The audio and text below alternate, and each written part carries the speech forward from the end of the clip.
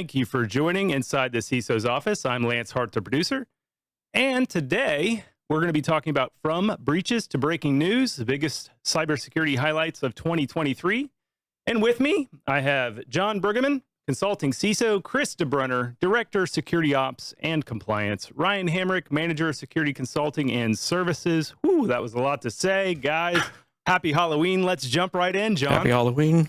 Thank you, Lance. Yes, happy Halloween. It's the end of October, so it's interesting to look back over the year and to see what the biggest data breaches so far, and I admit there's still an opportunity. There's 2 more months left of the year, so there could be bigger breaches to come. But when we think about splashy news in the area of data breaches, the first thing that comes to my mind is the recent data breach event at the MGM resorts.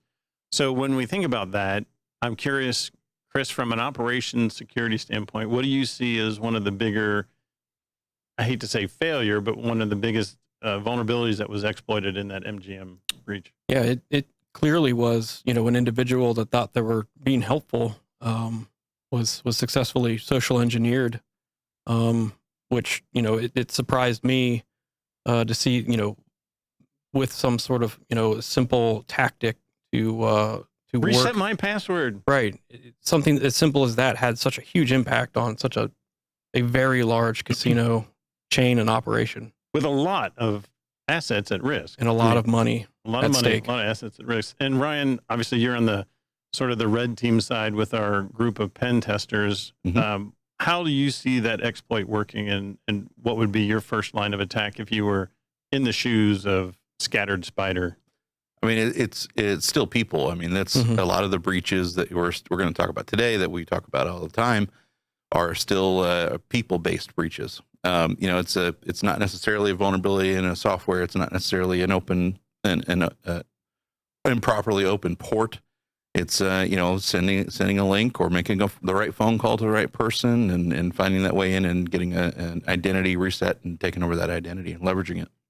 But that wasn't the only thing they did. Yes, they had that initial compromise of an account that allowed them to do some other interesting stuff.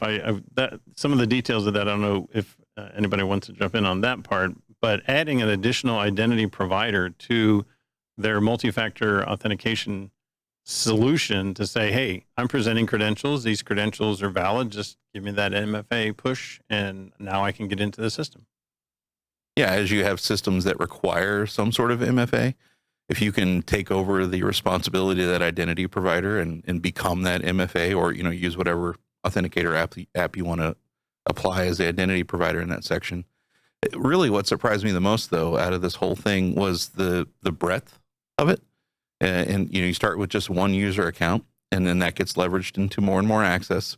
But it feels like, and this hasn't been confirmed by any reports, that there was a breakdown of some network segmentation as well. If it's affecting, systems for customer support and access, but also gaming systems. Right. And you wire those even in the same play area. Right. Oh, I would agree. I mean, what did surprise me, there were 2 attacks that happened nearly simultaneously, one against Caesars Entertainment and one against MGM. And Caesars paid the ransom. That's everything I've read has indicated that they opted to pay the ransom. And the rumor I heard or read was that it was a $15 million ransom. They were never offline. They were never down. And MGM opted to not pay a ransom, and they were down for 8 days. 8 days of no gaming on the floor, as I understand it. 8 days of customers being locked out, not just at that one property, but at all their properties. So in terms of like you said, Ryan, the breadth of the impact of that single ransomware attack can be quite devastating. The stories that I've read indicate that $100 million was lost over the span of that time for that ransomware attack. And I'm wondering, what would you offer, Chris, what would you offer as a way to help mitigate that risk or minimize the attack surface that the threat actor took advantage of? Yeah, I mean, obviously, security awareness is a huge part of any security program. It's easy for me to say that now, as we know the potentially the real reason behind it. But then also, network segmentation, as Ryan just stated as well. So we've talked about it quite a bit here around the zero trust framework, Yes. utilizing that framework to enhance your segmentation and enhance and understand the risk within your network to be able to properly protect that. And have you seen that with anybody that we provide services to, where they either maybe are investing in some, a better security awareness and training, or maybe they haven't? I mean, you would never name names, of course, but Yeah, never name names. No, I mean, I'd like to think we have a pretty robust awareness program, at our organization, but you can always improve, right? It needs to involve. It needs to evolve. I mean, it used to be, a couple of years ago, might have been a checkbox, on your cyber insurance form. Very much on your cyber insurance side.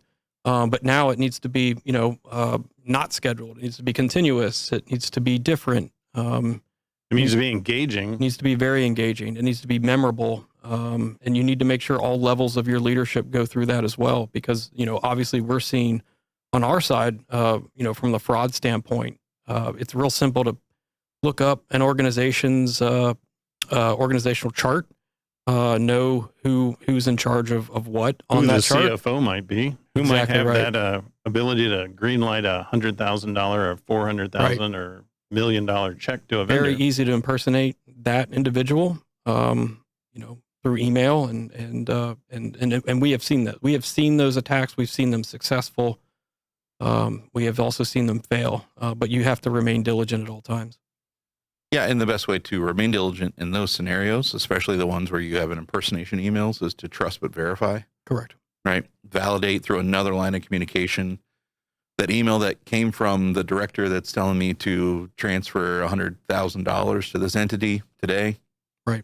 Give him a phone call. I don't think any director is going to be upset, or VP or whoever needs to authorize it. Not going to be mad at you for making that phone call. They'd rather you verify. Exactly right. And we have a process, right, on our side. Again, nothing is these processes need to be dynamic. They need to be reviewed regularly. But having that continual cadence and processes like that is super valuable. Yeah. Let me touch on one more aspect of security awareness. A lot of companies stop at just sending the phishing email and saying, hey, you got phished. Following up with additional training for those individuals, whether it's video-based or computer-based assessments or anything like that. It's not a strike against them. It's really just kind of helping them help themselves more than something else. Somebody doesn't want to be the point of an intrusion. Nobody wants to have that, be that person who let that access happen, whether it was intentional or accidental.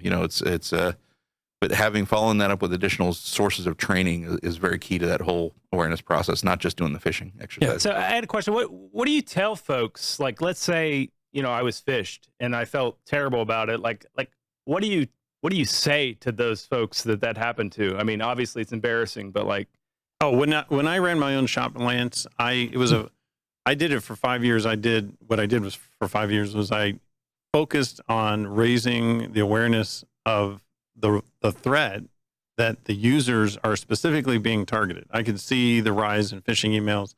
And so I intentionally started a regular campaign. We had quarterly cybersecurity awareness emails.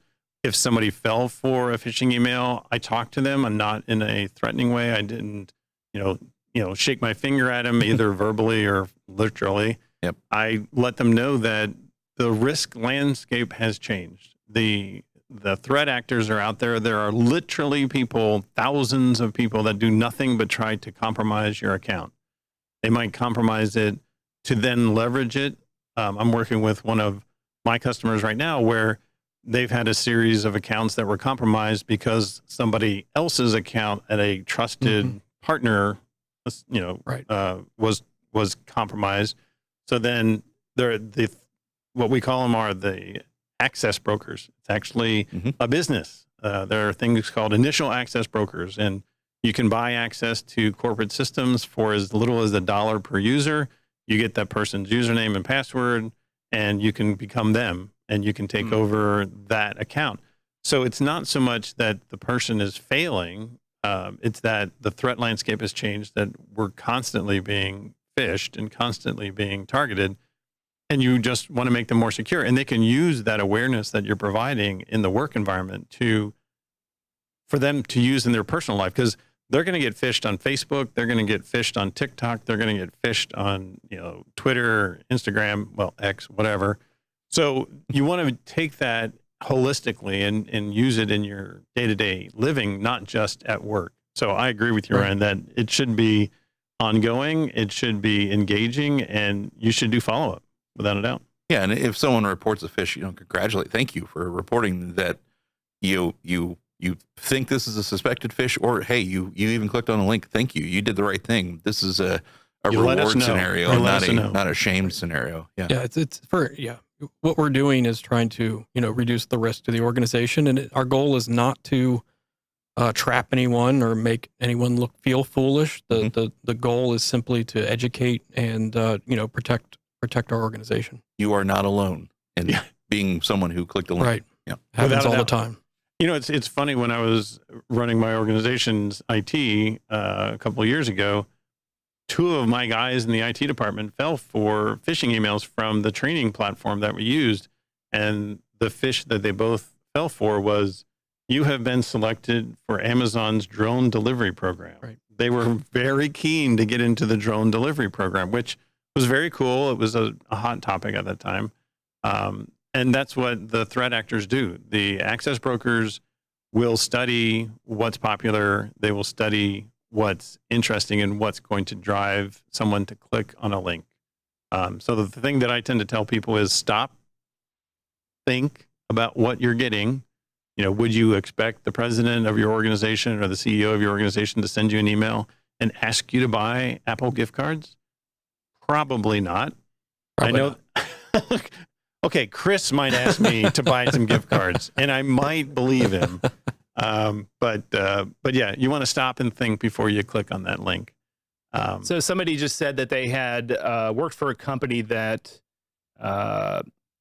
would send fake, mock phishing, and if you fall victim, you end up getting more training. What is your thought around that? Yeah, that's exactly what we just talked about. If you fall victim, don't think of it as a negative that you're getting more training. It's just sort of helping you, because these things become more and more complicated. They become more and more targeted and more difficult for everyone to spot. More believable. Yeah, more believable. But I recommend more training. Yeah. And to your point, and John touched on it. It's if your third party partner has been compromised and they have some emails or some sort of contexts, I mean, they will, take those emails in line. I mean, it is very, very difficult. You have to be very, very diligent to know, who the sender is. Does this look correct? We've seen, new organizations form and these advanced persistent threat groups take advantage of that. Mergers and acquisitions is another big venue for compromise. Absolutely. The business email compromise that can happen through a merger and acquisitions. When that hits the news, some threat actor has picked up that, company A is buying company B, and now I'm going to start listening and try and get access and then see where I can submit a fake invoice for $100,000, $400,000, something like that. So we do recommend regular training. It's not a punishment. It's an opportunity for people to see what the new threats are, because the threats are constantly evolving and the threat actors are getting better. And we could talk about that for a little bit more, but I want to talk about the other M breach that was out there, the gift that keeps on giving. I am talking about the MOVEit vulnerability. Right. Chris, what's your thoughts on that one? Again, we don't use that technology, vendor, platform, service in this organization. I was actually unfamiliar with I wasn't familiar with it either. And that's true. That service as well. But what shocked me was how widely used it is by a lot of organizations, especially in the SLED space, the government space. It has a lot of there's a lot of exposure. Big exposure. There's a lot of connections to a lot of organizations, and the fact that we still don't even understand the true impact. I think the list that I saw was 646 impacted organizations. There's got to be more. I think as we were talking, there was a headline I read where there was one company where 4.1 million of their customers were exposed because of the MOVEit vulnerability. Right. And there are countless lawsuits already hitting the court system based on that vulnerability.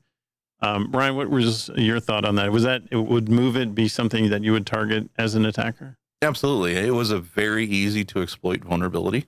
So being that sort of widespread software right out there, it's easily discoverable. You can tell which company is using that software just by looking at Shodan or Census, widespread internet scanning data, and then just, hey, let's take a shot. Are they using the right version of it? Have they not done the mitigation steps? And just walk right in, no problem. Right, because you didn't even have to run any particular. Right. You just basically sent a specially crafted query, and suddenly you got a lot of data. Yeah, the specially crafted query that was very quickly integrated into automated tools. Yeah. Yeah, the automation, once again, the threat landscape is changing. It's continuing to increase. The threat actors out there, both criminal organizations as well as nation states, recognize that the data is out there. There are a lot of organizations putting a lot of data out there that's at risk, and it's got personally identifiable information. And so, other thoughts on MOVEit before we move on to some other topics? No, I don't think so. I mean, I was surprised. When there's some inconsistent information that I've read around whether or not when the vulnerability was known about, when it wasn't, when the threat actors were using, how did they figure that out? I think I've read a dozen articles on it, and some contradict each other. So it just goes back to your risk program. Understanding those services and how to protect those appropriately. Right. And I'll say one more thing about MOVEit, and that is, the Department of Education uses the MOVEit server, which was the vulnerable component of the MOVEit platform. And virtually every college and university in the United States sends confidential financial information to the Department of Education for the purpose of getting financial aid. So they all have exposures. Basically every college and university has exposure. They don't know the degree to which there was exposure. But the colleges and universities that I talked to, that I help, were instantly aware that they had a data breach. And it wasn't their fault. It was, the third party that had the vulnerability. And then it was on the Department of Education to patch it.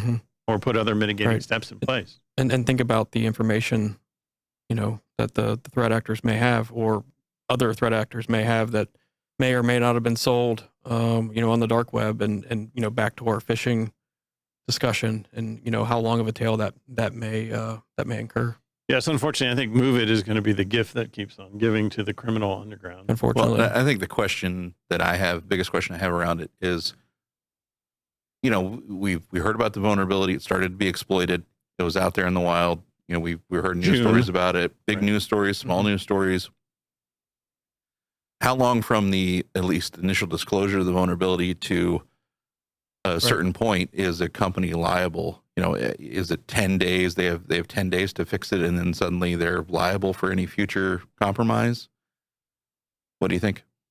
Well, that actually kind of goes towards the SEC. The Security and Exchange Commission has new rules regarding how quickly publicly traded companies have to disclose when they have a material breach. And this is starting to drift into legal language, and I am not a lawyer. I'll be the first one to admit that. But I do play one on TV. I'll be dressed as a lawyer tonight for Halloween. So in terms of, I have not seen a statute or a regulation that says if your product has a vulnerability, you have 4 days to, patch it. That's your question. Yep. There is an SEC regulation that says if you have a material breach, you have 4 days or business days to notify the SEC of that material breach. And then it gets more complicated. Right. I don't know if you want to say anything about that, Ryan or Chris. No, it's going to be interesting to see how this evolves, transpires. I was going to ask you around the FTC. That'll be our second topic, yes. Yeah. And I educate me on FTC, because my understanding was it was going to be pretty I thought it was pretty narrow, but then as the scope of the correct. So the topic that we can segue into, and we can go back to SEC regulations whenever we want, but the Federal Trade Commission came out with their safeguard rules, updated safeguard rules, which are an outgrowth of Sarbanes-Oxley, which came out in back in the 2002-2003 timeframe. The FTC rules apply to anybody that has a longer standing financial relationship. So right. colleges and university, every college and university that offers student aid of any kind has a long-term financial relationship with their students, their customers.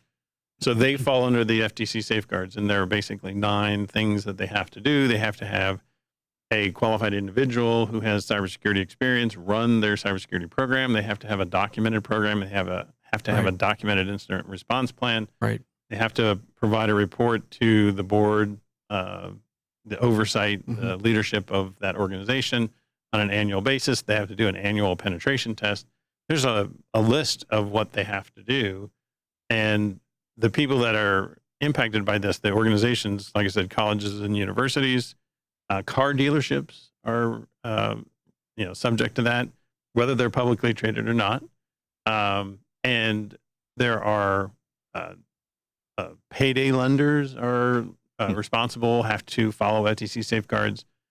There's been a big push to help organizations implement these controls, but it does take, as they have in the documentation, is quite literally in the FTC regulation, the qualified individual. You have to have somebody that has cybersecurity experience run your program for you. You can't delegate it to the CFO or the CIO if they don't have the experience. Other thoughts on? No, I think these are good rules for organizations, especially as you're dealing with the financial information of people for a long amount of time. And I don't remember if there's a minimum number of time. Is there what the rules are? The rule was expected to go into effect in December of 2022 because that was a year after it was published. That got postponed because of a number of organizations lobbied and said they weren't quite ready. But it did come into effect in June of this year, 2023. I have not seen anything that says that regulation is going away. Right, but my question was more around what's the term of the financial relationship you're going to have with someone. It's got to be long, like layaway. So like if Walmart has a layaway program, that is not covered. Right. But if you are, I'm not sure why the payday lenders fall under those could be longer term. Maybe they have to keep the information on file for a long amount of time. That would make sense. Yeah. Yeah. I mean, and the goal of the FTC regulation is to make sure that the organization, whether it's a payday lender or a car dealership or whomever, that they are doing their due diligence in protecting that data, protecting that sensitive data. Yep. I mean, in my mind, it's what I call standard blocking and tackling of cybersecurity. Mm-hmm. You want to make sure your data is encrypted at rest, and want to make sure it's encrypted in motion, and you want to make sure that you've got backups, and you want to make sure that you've got an incident, like I said, response plan. That it's not too complicated, but you do have to have familiarity with the standard things that folks do. So. Yeah, I think it's overall. I think though it's a good rule set for organizations to follow. There's other compliance suites that already have some cybersecurity requirements in place, and this sort of covers those that aren't under those particular compliance suites, I think. Exactly, right. Yeah. I mean, banks have their own laundry list of regulations that they have to follow. This was specifically designed for organizations that weren't banks or credit unions. Or that weren't necessarily under the full tenets of PCI. Oh, exactly, right. Regardless, it's not really credit card based. Right. So that's another group, the financial advisors. The Solomon Smith Barneys or whoever who's doing your financial advice also has to follow the FTC safeguard rules as well. Yep. There is a reporting requirement as well. Oh, yes. Annual report to the board. Yep. You have to document your risk register. You have to document your the penetration test results. So, yes, there's definitely a reporting requirement. So it's a good thing. And I certainly, again, because the threat landscape has changed, basically anybody watching this video is a target. You might not think you're that important. You might not think that, who would care about my account? The truth of the matter is these initial access brokers want accounts regardless, so you have to be on guard. You have to raise your awareness. Right. Yeah, it may not seem like you have that much of a financial target on your back, but think about it in terms of volume. These attackers are just going to grab as many accounts as they possibly can and exploit them for as much as they possibly can. And so if they can get 1,000 accounts and they take $100 from each, I mean, that's a huge windfall of money right there. That adds up. Yeah, it sure does. We've got about 5 minutes left of our time here. Other topics in terms of notable data breaches? Well, I do want to go back to the SEC topic because they have recently announced that they're actually going to be punishing an organization and a CISO. That's correct. For a particular breach. And this is not Uber, for those of you that followed. The Uber CISO was convicted and was sentenced to prison. Yeah. I don't know that the SEC filing has any sort of prison term behind it. I don't know. I'm not a lawyer either. So, but it is a substantial move. Oh, yes. So at some point, the CISOs across the country need to take, especially if you're a publicly traded company, you need to take that as a sort of a, I wouldn't say a sign of times to come, but this is a precedent to move forward in the future. It's an interesting way to hold an organization accountable, even at a personal level, for a personal responsibility from the organization standpoint for a breach. Oh, I agree 100%. I mean, I feel that there was a very notable breach of one of the three credit bureaus, Equifax. They had a significantly egregious data breach in my mind when they weren't patching their servers. Right. And nobody suffered any consequences from that. And we're moving definitely in the direction of, if you are at that corporate, chief level, chief information officer, chief information security officer, chief executive officer, the CEO, the CIO, the SEC is definitely laying down the law that says you're going to be held accountable. This particular case that broke today, literally, where the SEC is filing charges, or at least I'm not sure how they filed the charges exactly, but the CISO for that organization and that was a data breach that was not this year. It was over a year. So there are CISOs that I've talked to that are wondering if they have to get personal insurance to protect them in case of a data breach at their organization. Absolutely. Have you heard about that as well? Yeah, absolutely. It's I'm hearing more and more around that, and this is a topic that we kind of knew was coming. We knew, I think, several years ago that the accountability of major data breaches was coming, and from a leadership perspective, and then that trickles down into everyone in an organization. There's some level of accountability that needs to be had in protecting protecting information, either of your employees or of your customers. Definitely. Yeah, I think it'll make CISOs think a little bit more when they approve an exception. As they start to fill out a risk register and they start to think about, do we want to allow these things? No doubt. Because at some point, my head may be on the chopping block, and I think most CISOs probably feel that way anyway. They're kept up. I mean, I'm not a CISO. I'm projecting at least how I would feel in that position. I would be kept up at night if we were going to have a breach. Am I going to be held liable for a decision that I made for the organization that I thought was the right decision? I think I don't think that the SEC, and I read some of the details of it, the SEC filing that came out today wasn't necessarily around that they weren't aware of the vulnerabilities, or that they had really accepted an exception for those vulnerabilities. It was more like they knew, but they just weren't doing anything to address the vulnerabilities. Yeah, I mean, the biggest thing that I run into when I talk with customers and I want to help them improve their cybersecurity posture, it doesn't rise to the level of importance.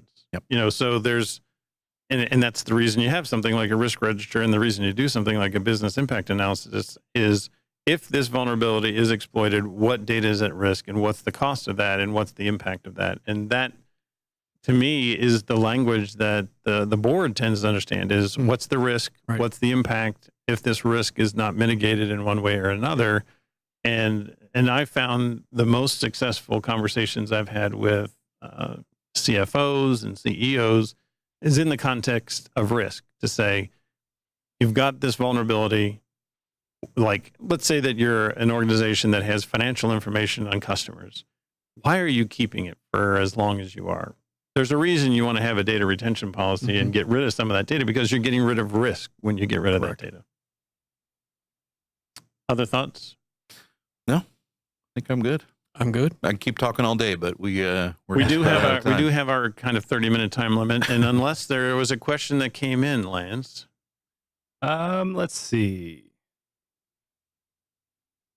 There was a question around generative AI being used in phishing and spear phishing attacks. Of course, without a doubt. And how are you combating these with these advanced phishing threats that leverage deep fakes and LLMs, et cetera?